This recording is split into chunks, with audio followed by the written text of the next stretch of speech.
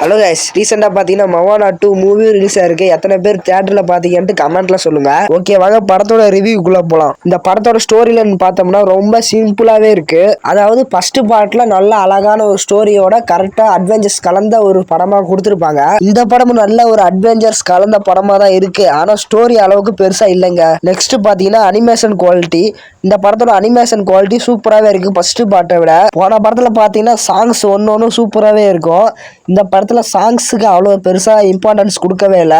ஏன்னா சாங்ஸ் கொஞ்சம் நல்லாவே இல்லை இந்த படத்துல. இந்த படத்துல கதைக்கு கொஞ்சம் இம்பார்ட்டன்ஸ் கொடுத்து எழுதியிருந்தாங்கன்னா இந்த படம் சூப்பராகவே இருக்கும். ஃபர்ஸ்ட் பார்ட்ல பாத்தீங்கன்னா ஒவ்வொரு கேரக்டர்ஸுக்கும் நல்ல இம்பார்ட்டன்ஸ் கொடுத்து கதை எழுதியிருப்பாங்க. ஆனா இந்த செகண்ட் பார்ட்ல அவ்வளோக்கும் எந்த கேரக்டர்ஸுக்கும் கொஞ்சம் இம்பார்ட்டன்ஸ் கொடுத்து கதை எழுதுற மாதிரி இல்ல, மோகனா கேரக்டர் தவிர.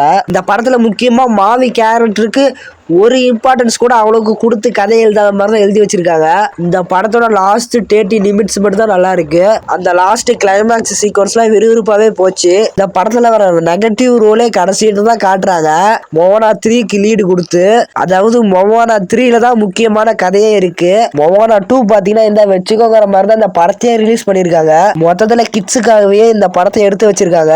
நல்லா கிட்ஸ் மட்டும் என்ஜாய் பண்ணி பாக்குற அளவுக்கு நல்லா சூப்பராகவே படம் இருக்கும். தமிழ்நாட்டுல இந்த படத்துக்கு என்ன ஒரு மைனஸ்னா, இந்த படம் தமிழ் டப்பிங்ல கிடையாது, இங்கிலீஷ்ல மட்டும் ரிலீஸ் ஆயிருக்கு. ஓடிடில ரிலீஸ் பண்ணும்போது மட்டும் தமிழ் டப்பிங் ரிலீஸ் பண்றதுக்கு வாய்ப்பு நிறையவே இருக்கு. மோகனா 2 இந்த படத்துக்கு என்னோட ரேட்டிங் பாத்தீங்கன்னா 10க்கு 5 ரேட்டிங் தரேன். உங்க ரேட்டிங் என்னன்னு கமெண்ட்ல சொல்லுங்க. ஓகே கைஸ், இந்த வீடியோ பிடிச்சா லைக், ஷேர், கமெண்ட், சப்ஸ்கிரைப் எல்லாம் பண்ணிருங்க.